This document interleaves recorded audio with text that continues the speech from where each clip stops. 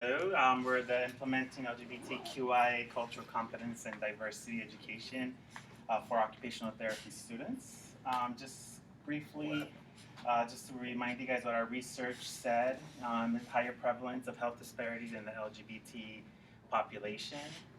The primary sources of our research came from the AOTA Toolkit, the Gay and Lesbian Medical Association, and the Fenway Institute. Pretty much it was just a lack of LGBTQI curriculum and OT programs. Also, the comfort levels of OT practitioners was like in 67%, but all those people that felt comfortable working with LGBT people didn't feel like it related to the OT process, but a lot of our research indicated that it does because it does affect their meaningful occupations. So there's occupational deprivation because that's not addressed. So the statement of our purpose for our research or our project was demonstrate LGBTQI sensitivity and understanding of gender and sexual identity, understand diversity and its impact on occupation, and awareness and sensitivity training. And just a reminder of our methodology, we did a pre-test. You guys all know this because you guys were all our participants. But pre-test, the assignment, which was the AOTA toolkit to review and to watch the GLAMA webinar, just the first one, because there's three, but we only asked you guys to watch one. Then it was a cultural competency lecture. It was a post-test, and we're working now on doing the PAIR-T test. So what we did, we implemented LGBTQI cultural competency training into Stanbridge College MSOT program, which we're really proud of our work. What that entails is that we created a teaching plan, and with that teaching plan that we've learned in educational principles, that created a 2-hour lecture that you guys all went through into the cultural competency and occupational therapy course that we just finished. We did do the PACRIM International before we developed the curriculum, and it was a great experience presenting at PACRIM. It helped us with our coursework our curriculum, because we received great feedback from people from different areas, and we use that feedback to assist us in developing this lecture that you guys all sat through. Okay, so I'm going to talk about the results. So you guys took 2 surveys. You took the demographics, just asking you questions about just where you live, your race, and those kind of things, and then we did the pre-test. So before we did the pre-test, I'm just going to tell you about the participants. So we had 28 participants from cohort 1, and then we have kind of a healthy mix of diversity within the races. So we have 42%, 42.9% are white, 21.4% are Asian, and then 14.3% is indicative of the Hispanic or Latino and 2 or more races. And then we have 3.6% Native Hawaiian or Pacific Islander, and then Black or African American. And then our pretest consisted of 43 questions. So when we compared the results between the pretest and the post-test, there was 43 questions total. 30 of the questions showed an increase of scores, and 10% of the questions showed either no change and or a decrease in scores. So we're not really sure what the decrease in scores are, because there's a lot of questions that were asked that people initially put one answer in the pretest, but then they changed their answer for the post-test, which dropped the scores a little bit lower, which is going to give us a lot of feedback on what we can do to improve the lecture. But some of the questions we're not really sure where the discrepancy came from, but I guess there's error in everything. So some of the questions that from the pre to post test that increased in scores were, number 1 was, I feel I am prepared to deal with LGBTQIA issues as they pertain to possible future clients. Now on the pre-test, 57.1 of you guys said that you felt that yes it does, and in the post-test, 96.4 said that you felt that way.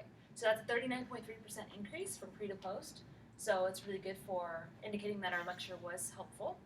And number 2 is sexual orientation influences occupational therapy treatment, and this was one of the biggest issues that we wanted to bring across in our lecture, was that sexual orientation does influence the way people receive occupational therapy services. So in the pre-test, 46.4% said that they agree that it does influence OT treatment, and in the post-test, 75% agreed, which is 28.6%. So we aren't getting the full 100% agree, so there's still some fluctuation there, so that only leaves room for us to improve our lecture and kind of clarify things with clearer words and descriptions that maybe we hadn't before.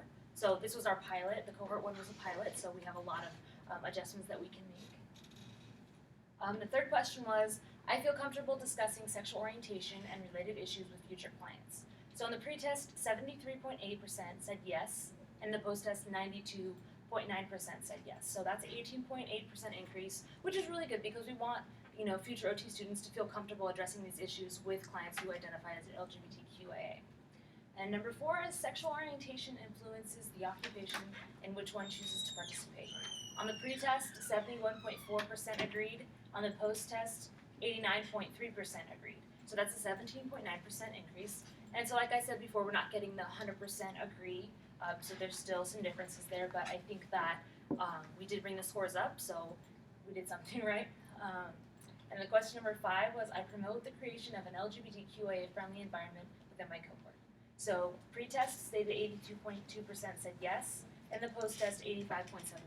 So that's about the discrepancy, about 3.5 increase, which is one person. So that's good. So we made one more person feel like they can provide a better environment for LGBTQIA cohort members. Now some of the questions that we had some issues with that either had a no change in score or decrease in score, but the first one was sexual behavior is always aligned with your sexual orientation. On the pretest, 85.7 said false. On the post-test, 85.7% said false. So there was no change in that question, which is contrary to what our lecture stated. So we're kind of wondering maybe it wasn't written in the clearest way or presented in the clearest way, so that'll allow us to improve. The second question was sexual identity can be reflective of your sexual attraction and sexual behavior or not. So the pretest, 96.4% said that yes, you believe that that's true, and post-test indicated that 89.3% said that that was true. So there was a decrease in 7.1 questions. So that basically means that 2 people switched their answers, so we're not sure if that was a reflection of personal beliefs or based on what the lecturer had to say, so we'll have to figure out for the future how we're going to address some of the questions. And then the third one was, many people's sexual orientations and gender identity is considered, and then there was a blank. It was true, false, or there was 2 options, either set in stone or fluid. The correct answer is fluid. Pre-test stated 85.7% said it was fluid, and then the post-test, 82.1% said it was fluid. So that's a decrease in 3.6%, meaning that one person changed their answer. So like we can't really account for why people chose to change their answer based on the lecture, but I mean, I guess there's some things that we're not going to know at this point. And then we started 2 weeks ago. We did the same demographic survey and the same pretest with cohort 2. They took the demographic survey first, and then they did the pretest as you guys did.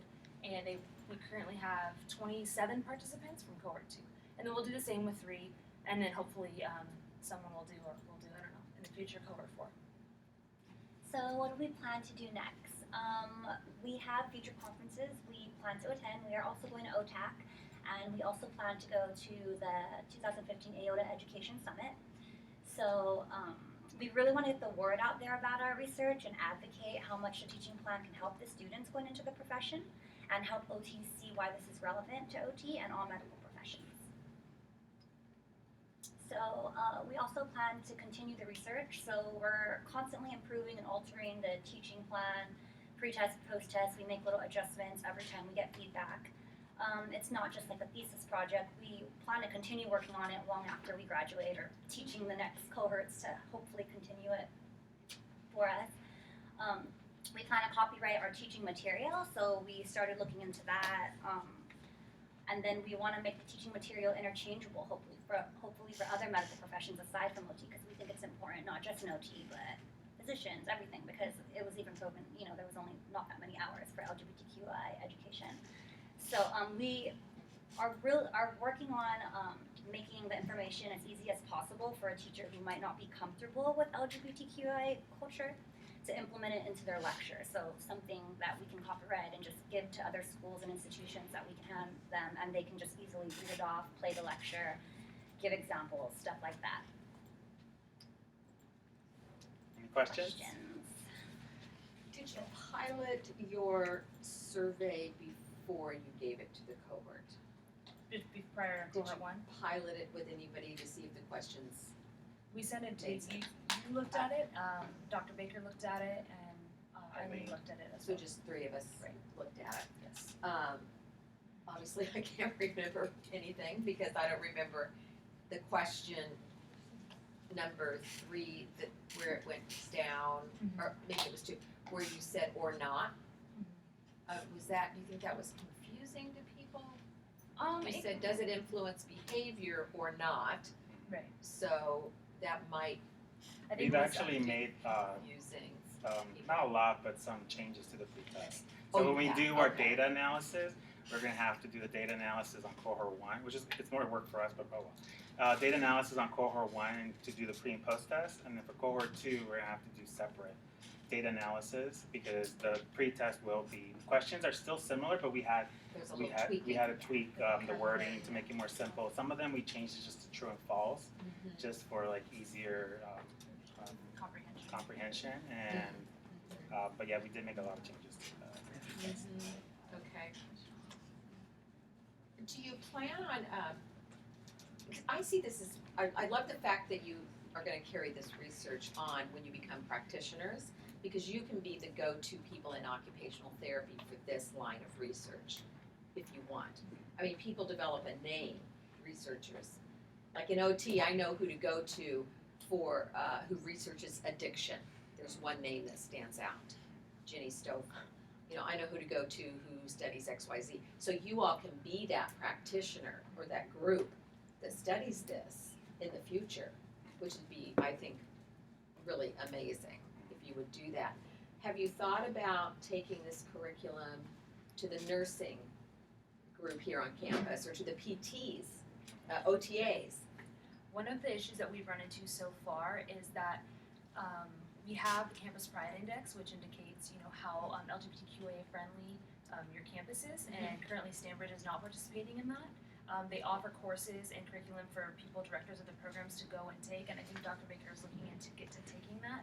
And so the campus would be more inclined to answer questions for people. There's like a safe zone that people can go to, like PTAs or OTAs, if they feel they need to talk to somebody. So I feel like if we created a more LGBTQIA friendly environment here, then I feel like more people would be inclined to, like Betsy or somebody that's a director of the PT program, she might be more inclined to participate in the program. I just think that we're very, and we're not really a close-knit group, like the MSOT is here and the OTs are here. So if we were able to be, you know, more unified, I think that we could be able to cross over, because I know USC does, they're in the top 50 schools of the LGBTQIA friendly schools. Their OT program is, and they shop around their curriculum and kind of their literature and around to different programs. And I think in the dentistry and in the physicians program. So I think that they have a lot of success with that. So if we can kind of piggyback off that, I think that we could have a lot of success in Stanbridge in the future. Could have a lot of success with creating a more LGBTQIA friendly environment for the staff and then for the students as well. Dr. Baker did tell us that Betsy, right, the PTA. Yes, Yeah, she's expressed interest of incorporating that into her curriculum. We haven't contacted the other program directors, but I think that would be something we can totally do, because we just think it's important for all medical professionals to be culturally competent LGBT. And if we had somebody that was trained, like Dr. Baker, then she would be able to assist people that don't necessarily know what to do or what to say or those Yeah, kind of I mean the overall overarching goal of our project is to make people that are not comfortable and they look in their book and there's only like 2 pages for LGBTQIA health, be like, well, what am I going to go over? Well, we can be like, here's a lesson plan that you can use, which we've copyrighted. And I mean, we're not looking to make money into it, but we just want people, if we're going to use our work, at least we get it's our intellectual property. So they can use it, implement a lesson into their course, and then they can just read off our notes, read off the research that we've already done, and it'll be easier for them to teach this, even though they may not be aware, they may not be super comfortable. Sure, no. Is there any plans on running your survey with other, maybe, other OT programs? We haven't really been thinking about that far. I mean, I know Michelle, the program director for Santa Ana College, for the OTA program, and I was talking to some OTs that I know, and then That's really doable. I mean, Yeah. we all know program directors Yeah. at other colleges that we could reach out to. I think right now what we're trying to do is fine tune the lecture itself before we, because from the post test and from feedback, we're gonna make adjustments to it, and then I'm sure when we hear feedback from OTAC and we hear feedback from Education Summit, we'll make more adjustments, and then I think our next goal will be to reach out to program directors and see if they want to implement it.